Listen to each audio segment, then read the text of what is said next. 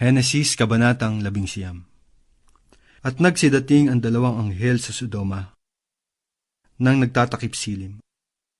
At si Lot ay nakaupo sa pintuan ng bayan ng Sodoma. At sila'y nakita ni Lot. At nagtindig upang salubungin sila, at iniyukod ang mukha sa lupa. At nagsabi, "Ngayon nga mga Panginoon ko, ipinamamani ko sa inyo na kayo'y magsiliko at magsipasok sa bahay ng inyong lingkod.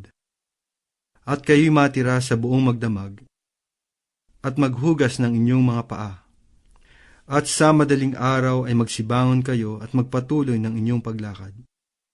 At kanilang sinabi, "Hindi, kundi sa lansangan mananahan kami sa buong magdamag."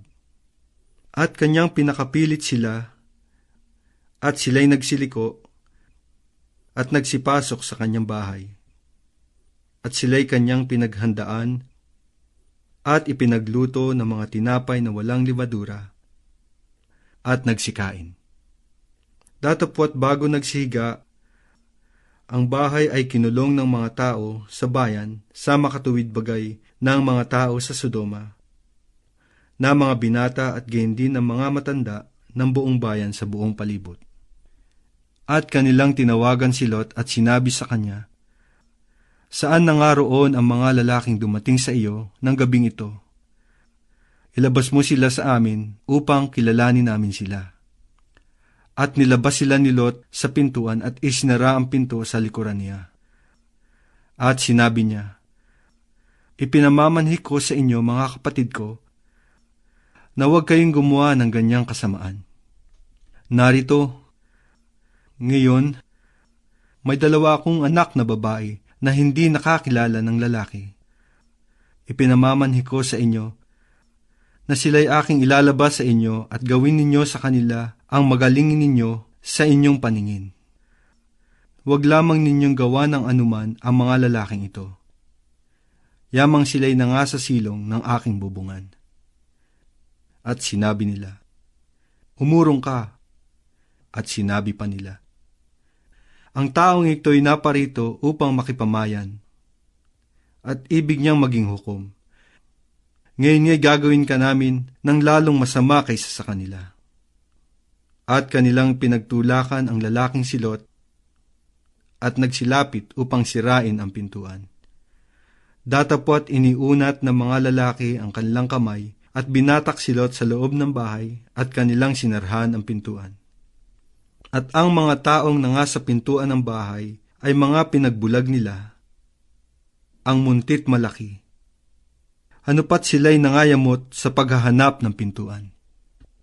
At sinabi ng mga lalaki kay Lot, "Mayroon ka pa ritong kamag-anakan, ang iyong mga manugang, at ang iyong mga anak na lalaki at babae, at ang lahat ng iyong tinatangkilik sa bayan, ay ipag-aalis mo sa dakong ito.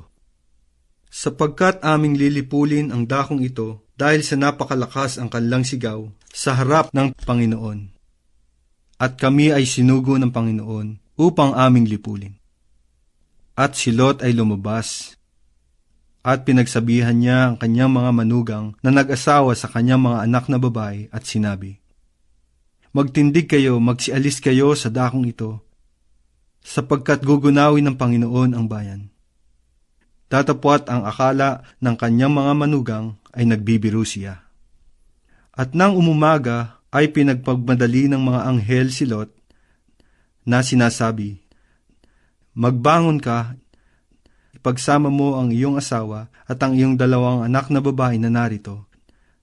Baka pati ikaw ay madamay sa parusa sa bayan."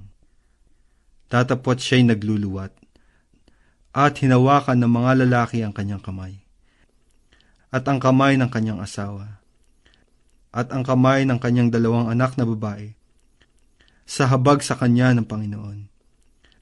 At siya'y kanilang inilabas, at siya'y kanilang inilagay sa labas ng bayan. At nangyari, na nang sila'y mailabas na nila ay sinabi, "Itakas mo ang iyong buhay. Huwag kang dumingon o huminto man sa buong kapatagan. Tumakas ka hanggang sa bundok, baka ikaw ay mamatay." At sinabi sa kanila ni Lot, "Huwag ganyan, Panginoon ko. Narito, ngayon at ang lingkod mo ay nakasumpong ng biyaya sa iyong paningin, at pinakalaki mo ang iyong awang ipinakita sa akin sa pagliligtas ng aking buhay. At ako'y di makatataka sa bundok. Baka ako'y abutan ng sama, at ako'y mamatay. Narito, ang bayang ito ay malapit takasan at maliit. O tulutan mong tumakas ako roon. Di ba yaoy maliit? At mabubuhay ako." At sinabi sa kanya, "Narito, sa bagay mang ito ay pinayagan din kita, na hindi ko gugunawin ang bayang iyong sinalita. Magmadali ka, tumakas ka roon, sapagkat wala akong magagawa hanggang sa dumating ka roon." Kaya't ang pangalang itinawag sa bayang yaon ay Zoar. Ang araw ay nakalitaw na sa lupa nang dumating si Lot sa Zoar. Nang magkagayoy nagpaulan ang Panginoon sa Sodoma at Gomora ng asupre at apoy mula sa Panginoon na buhat sa langit. At ginunaw niya ang mga bayang yaon at ang buong kapatagan at ang lahat na nangananahan sa bayang yaon at ang tumutubo sa lupang yaon.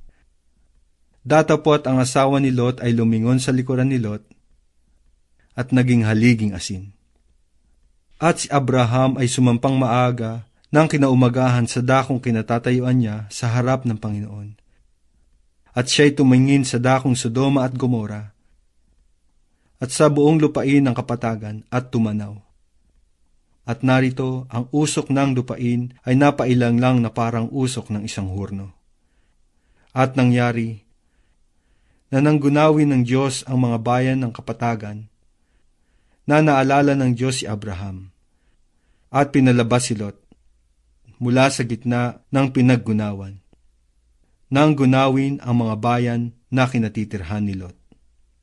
At sumampa si Lot mula sa Zoar at tumira sa bundok, at ang kanyang 2 anak na babae nakakasama niya, sapagkat siya'y natakot na tumira sa Zoar, at siya'y tumira sa isang yungib, siya at ang kanyang 2 anak na babae. At sinabi ng panganay sa bunso, "Ang ating ama ay matanda, at walang lalaki sa lupa na sumiping sa atin, ayon sa ugali ng sangkalupaan. Halika, painumin natin ng alak ang ating ama, at tayo'y sumiping sa kanya, upang mapalagi natin ang binhi ng ating ama." At pinainom nila ng alak ang kanilang ama ng gabing yaon, at pumasok ang panganay at sumiping sa kanyang ama. At hindi na alaman ng amang nang siya'y mahiga, ni nang siya'y magbangon. At nangyari ng kinabukasan, na sinabi ng panganay sa bunso, "Narito, ako'y sumiping kagabi sa aking ama. Painumin din natin ang alak sa gabing ito at pumasok ka at sumiping ka sa kanya, upang mapalagi natin ang binhi ng ating ama." At pinainom din nila ng alak ang kanilang ama ng gabing yaon, at nagtindig ang bunso at sumiping sa ama. At hindi na alaman ng ama nang siya'y mahiga, ni nang siya'y magbangon.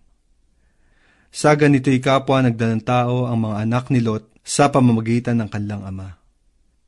At nanganak ang panganay ng isang lalaki, at tinawag ang kanyang ngalang Moab, na siyang ang ama ng mga Moabita hanggang sa araw na ito. At ang bunso ay nanganak din ng isang lalaki, at tinawag ang kanyang pangalang Benami, na siyang ang ama ng mga anak ni Amon hanggang ngayon.